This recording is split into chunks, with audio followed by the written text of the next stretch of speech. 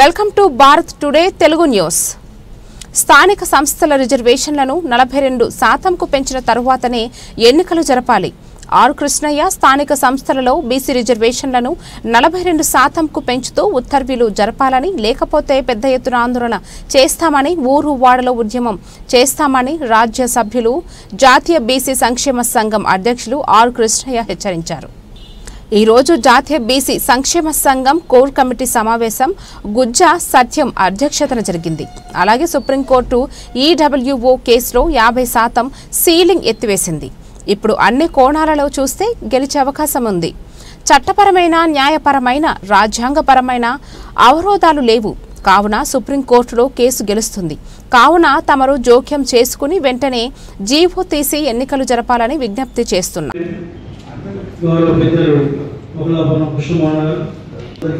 మరికొద్ది క్షణాల్లో BC round table సమావేశం, మీడియా సమావేశం జరుగుతుంది.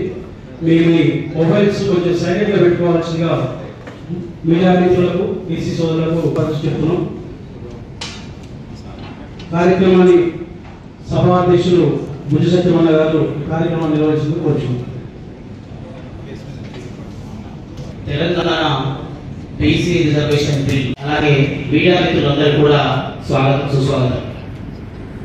మరి గత 15 రోజుల క్రితం తెలంగాణ గవర్నర్ గారి దగ్గర నుంచి రాష్ట్రపతికి చేరిన తెలంగాణ బీసీ రిజర్వేషన్ బిల్ పైన మనం తదుపరి కార్యాచరణ ఏం చేయాలి, బీసీ సంఘాలు ఉద్యమాన్ని పందాన్ని ఎటువైపు తీసుకెళ్ళాలి, రాష్ట్ర ప్రభుత్వం నుంచి రాబట్టాల్సిన ఏంటి, కేంద్ర ప్రభుత్వం నుంచి రాబట్టాల్సిన ఏంటి, మరి భవిష్యత్తు కార్యాచరణ ఎట్లా ఉండాలి అనేది రూట్ మ్యాప్ కోసము ఈరోజు ఈ సమావేశాన్ని ఏర్పాటు చేయడం జరిగింది.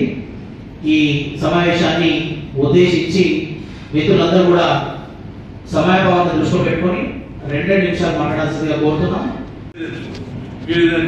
బీబీసీ ప్రపంచ నివేదికలుగా తెలంగాణలో అందరూ ఆశ్చర్యపోయే విధంగా బీసీ వాదం ఉందని చెప్పి అనుకున్నాం. అంతేకాదు పార్టీలన్నీ కూడా బీసీ వాదం ఎత్తి మీద ఎత్తుకున్నాయి. ఒకవైపు రాహుల్ గాంధీ బీసీ వాదం ఎత్తుకున్నాడు, ఒకవైపు బీసీను ముఖ్యమంత్రి చేస్తామని చెప్పి బీజేపీ ఎత్తి మీద ఎత్తుకుంది. పార్టీలు, జాతీయ పార్టీలు, కేంద్ర ఇంటెలిజెన్స్, ప్రపంచ నివేదికలన్నీ ఈ రాష్ట్రంలో బీసీ పిల్లలు, యువకుడు బీసీలకు ముఖ్యమంత్రి చేయాలి, బీసీల రాజ్యం వేయాలన్న బలంగా స్థానిక సంస్థల రిజర్వేషన్లను ముఖ్యమంత్రి గారు బిల్లు పెట్టారు. నా పేరు ఈ బిల్లు ఏం చేయాలి, గవర్నర్ గారి ఆమోదం పొందినాక జీవో తీసి ఎన్నికల నోటిఫికేషన్ చేయాలి. విద్యా ఉద్యోగాలతో పాటు విద్యా ఉద్యోగాల రిజర్వేషన్ల విషయంలో కేంద్రానికి పంపాలి, 9th షెడ్యూల్ పెట్టాలి. ఆ తర్వాత అఖిలపక్షాన్ని తీసుకుపోయి ప్రధానమంత్రి బీసీలు ఏం చేయాలి, వాళ్ళు రావాల్సిన న్యాయపరమైన హక్కుల కోసం మనం ఏ విధంగా 42% బీసీ బిల్లుకు సంబంధించిన రిజర్వేషన్ దక్కించుకోవాలన్న విషయాన్ని కోసం ఈరోజు ఈ మీడియా సమావేశాన్ని ఏర్పాటు చేయడం జరిగింది.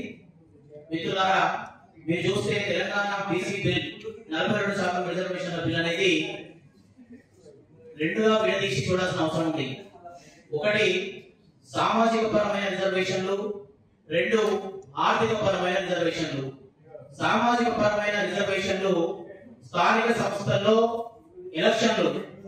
సంస్థల ఎలక్షన్ సంబంధించిన రిజర్వేషన్లు ఏవైతే ఉన్నాయో అవి సామాజిక సంబంధమైనవి.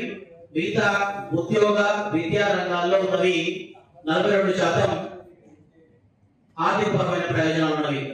మరి దీంట్లో స్థానిక సంస్థల రిజర్వేషన్ సంబంధించి రాష్ట్ర ప్రభుత్వం జీవో ద్వారా కానీ రాష్ట్ర ప్రభుత్వ పరిధిలోనే ఉంటుంది కాబట్టి జీవో ద్వారా స్థానిక సంస్థల రిజర్వేషన్లు ఇంప్లిమెంట్ చేసి స్థానిక సంస్థలను నిర్వహించాల్సిన అవసరం ఉంది.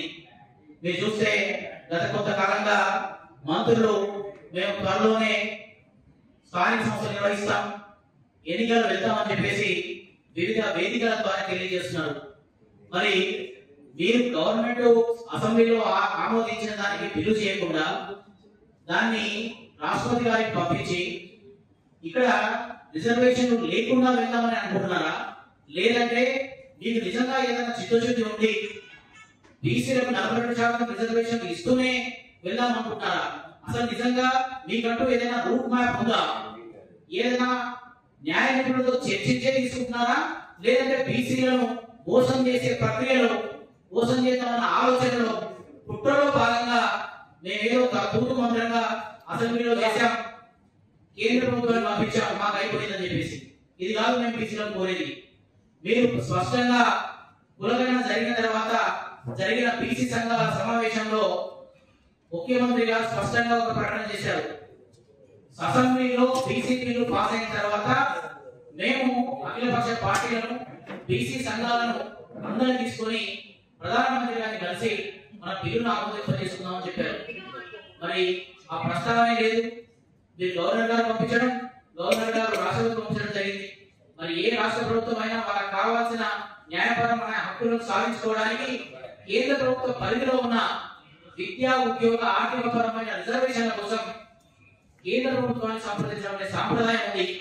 మరి ఆ సాంప్రదాయాన్ని పక్కన పెట్టి మీరుగా దాన్ని రాష్ట్రపతిగా పంపించారు. ఇప్పటి వరకు ఇలాంటి రిప్రజెంటేషన్ లేదు. మరి అటు చూస్తే కేంద్ర ప్రభుత్వం వాళ్ళకు కూడా బీసీ రిజర్వేషన్ పైన రాష్ట్ర అసెంబ్లీలో స్పష్టంగా వాళ్ళ వైఖరి తెలియజేయడం జరిగింది. రాష్ట్రంలో తెలంగాణ బీసీ బిల్లుకు స్పష్టంగా వారి మద్దతు ప్రకటించడం జరిగింది. మరి కేంద్ర ప్రభుత్వానికి ఏమొచ్చింది? కేంద్రంలో ఉన్నది, రాష్ట్రంలో ఉన్న బీజేపీ, రాష్ట్రంలో అయినా కేంద్రంలో అయినా ఒకే విధానంతో ముందుకెళ్లాల్సిన పరిస్థితి ఉండగా మరి రాష్ట్రంలో బీజేపీ బీసీ బిల్లుకు మద్దతు చెబుతుంది, కేంద్రంలో వెళ్ళిన తర్వాత వాటి గురించి మాట్లాడడం లేదు. మరి మీ వైఖరి కూడా స్పష్టం చేయాల్సిన అవసరం ఉంది. మీరు గత 10 సంవత్సరాలుగా అధికారంలో ఉండి కూడా బీసీ సంఘాలు గొంతెత్తి అరుస్తున్నా సరే జనగణనలో కులగణన చేయకుండా ఇంకా శాస్త్రీయం చేస్తున్నారు. మరి మీ వైఖరి ఏదో చెప్పాల్సిన అవసరం ఉంది. ఇటు రాష్ట్ర ప్రభుత్వం, అటు కేంద్ర ప్రభుత్వం తాంబూలాలు ఇచ్చేసాం తమకు సహాయమైనట్టుగా బీసీలను నడి సముద్రంలో వదిలేసి ఎటు స్పష్టంగా అయోమయ పరిస్థితిని గురి చేస్తున్నారు. బీసీ సంఘాలకు, బీసీ ఉద్యమకారులకు, బీసీ సోదరులకు అందరికీ కూడా ఈ వేదిక ద్వారా తెలియజేస్తున్న మిత్రులారా, మనం రెప్పపాటు కన్ను మూసిన ఈ ప్రభుత్వాలు, ఈ రాజకీయ పార్టీలు బీసీలను మోసం చేద్దామని ఆలోచనగా ఉన్నాయి. మనం తగు జాగ్రత్తతో ఏం చేసే ఈ ఉద్యమాన్ని ఎప్పుడు కూడా నిత్యోగి భూతం లాగా ఆ యజ్ఞాన్ని మండిస్తూనే ఉండాలి, ప్రభుత్వాల వెంట పడుతూనే ఉండాలి. ఈ వేదిక ద్వారా గౌరవ ముఖ్యమంత్రి రేవంత్ రెడ్డి గారికి ఒక విన్నపం, బీసీ సంఘాలను, అఖిల పక్షాన్ని మీరు తీసుకుని వెళ్ళి కేంద్ర ప్రభుత్వంతో రిప్రజెంటేషన్ చేద్దామన్న మాట ఏదైతే ఉందో మీరు ఇమ్మీడియట్ గా ఆ ప్రక్రియను ప్రారంభించండి. బీసీ సంఘాలన్నీ కూడా రెడీగా ఉన్నాయి. మీరు అఖిలపక్ష సమావేశాన్ని ఏర్పాటు చేయండి. మనం కేంద్ర ప్రభుత్వంతో మనం ఎట్లా సంప్రదించాలి, ఏం చేయాలన్న విషయాన్ని ఒకసారి చర్చించి మనం మీ అందరి సమక్షంలో మీరు ముందుండి బీసీ సంఘాలను కేంద్ర ప్రభుత్వానికి తీసుకెళ్ళండి. కేంద్ర ప్రభుత్వం మీద మనం ఒత్తిడి తీసుకుందాం. ఆ ఒత్తిడి ద్వారా రాష్ట్రపతి ఆమోదం ద్వారా మనం ఈ బిల్లును సాధించుకుందాం. అలాగే మనకి ఈ బిల్లులకు సంబంధించి ఏమైనా న్యాయపరమైన అడ్డంకులు ఏమైనా వస్తాయేమో అలాంటి అడ్డంకులను తొలగించుకోవడానికి బిల్లులను మనం పార్లమెంట్ లో పెట్టి షెడ్యూల్ 9 ప్రకారం దాన్ని ఆమోదించుకునే ప్రక్రియ కూడా మనం ఉంటుంది. మీరు దీన్ని కేస్ స్టడీ కింద తమిళనాడు ప్రభుత్వం జయలలిత గతంలో బీసీ బిల్లును సాధించుకోవడానికి కేంద్ర ప్రభుత్వంతో ఎలాంటి వైఖరి వహించిందో, ఎంత మొండి పట్టుదలతో ముందుకెళ్లి తమిళనాడులో ఉన్న బీసీలకు 69% రిజర్వేషన్ సాధించి పెట్టిందో మీరు ఈ రోజు నిజంగా రాహుల్ గాంధీ గారి కళ నెరవేర్చాలన్న బాధ్యత ఈ రాష్ట్ర ముఖ్యమంత్రి పైన ఉంటే, రాహుల్ గాంధీ గారు ఇచ్చిన హామీ నెరవేర్చాలన్న బాధ్యత ఈ రాష్ట్ర ప్రభుత్వం మీద ఉంటే మీరు ఎలాంటి చిత్తశుద్ధితో, ఎలాంటి సందేహం లేకుండా నిజంగా మీరు ఈ బిల్లును కనుక తీసుకొని వచ్చి బీసీలకు, తెలంగాణలో ఉన్న బీసీలకు 42% రిజర్వేషన్ అమలు చేస్తే చరిత్రలో మిగిలిపోతారు. కానీ